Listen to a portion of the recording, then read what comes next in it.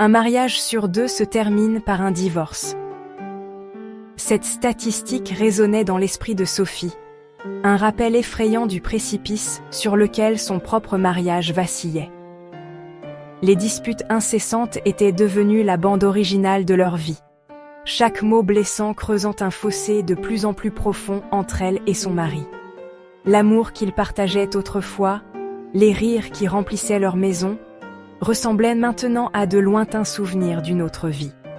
Ils étaient comme 2 navires qui se croisent dans la nuit, leur trajectoire divergeant un peu plus chaque jour. Sophie se sentait complètement perdue. Où avaient-ils fait fausse route? Comment l'amour passionnel qu'ils avaient juré de nourrir avait-il pu se flétrir en cette coexistence froide et indifférente? Le désespoir la rongeait, le poids de leur douleur inexprimée menaçant d'écraser son esprit. Ses amis lui offraient des conseils bien intentionnés mais inutiles, leurs paroles sonnant creux face à son immense tristesse. Elle aspirait désespérément à une solution, à une bouée de sauvetage pour les sortir de l'abîme. Elle était loin de se douter que la réponse était plus proche qu'elle ne le pensait, murmurée un après-midi par une amie qui avait elle-même traversé sa part de tempête. « As-tu essayé la méditation ?» demanda doucement son amie, le regard rempli d'empathie. Sophie ricana. La méditation? Cela ressemblait à quelque chose pour les hippies, pas à une solution pour un mariage au bord du gouffre.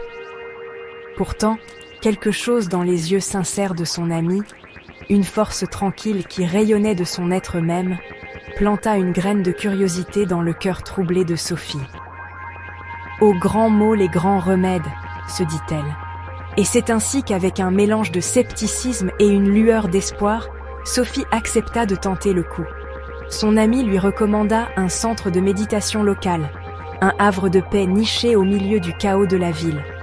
En franchissant ses portes, Sophie sentit une vague de tranquillité la submerger, un contraste saisissant avec la tourmente qui était devenue sa norme.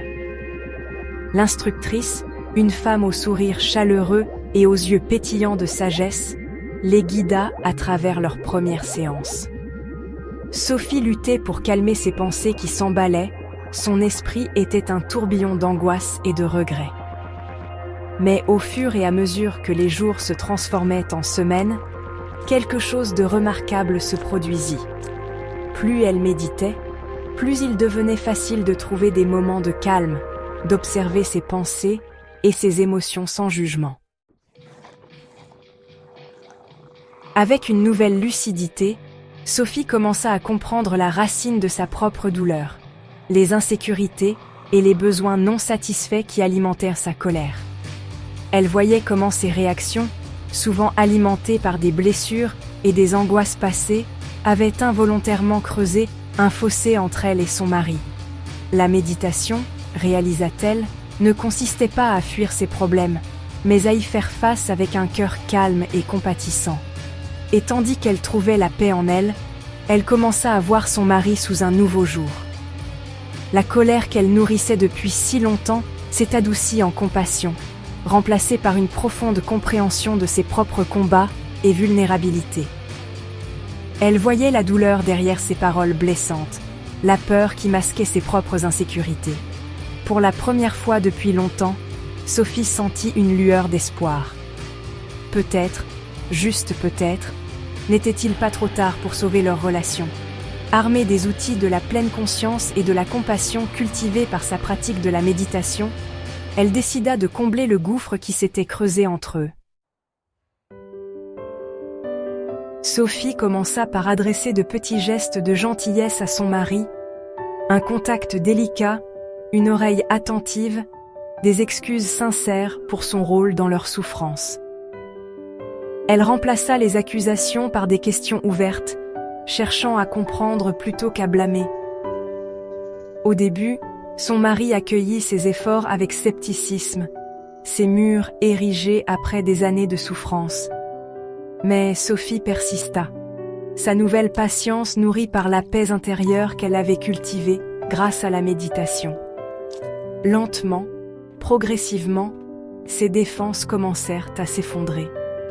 lui aussi aspirait à la connexion, à l'amour et au rire qu'ils avaient partagé autrefois. Alors qu'ils s'ouvraient l'un à l'autre, partageant leurs peurs et leurs vulnérabilités les plus profondes, une nouvelle forme d'intimité s'est épanouie entre eux. Ils ont appris à communiquer leurs besoins avec gentillesse et respect, remplaçant le langage du blâme par le langage de l'amour. Aujourd'hui, Sophie et son mari sont main dans la main, plus forts que jamais. La méditation, le héros improbable de leur histoire d'amour, continue d'être partie intégrante de leur vie, une source de force et de renouveau qui les unit. Ils ont appris que l'amour n'est pas une destination, mais un voyage, un chemin pavé de compassion, de pardon et de volonté de relever les défis de la vie avec le cœur ouvert. Leur histoire est un témoignage du pouvoir transformateur de la pleine conscience, un phare d'espoir pour tout couple confronté aux tempêtes de la vie. C'est un rappel que même dans les moments les plus sombres, lorsque tout espoir semble perdu, l'amour peut être retrouvé. Une respiration, un moment de présence attentive à la fois. Si cette histoire vous a touché, n'oubliez pas de liker et de partager cette vidéo. Peut-être qu'elle pourra inspirer d'autres couples à retrouver le chemin de l'amour.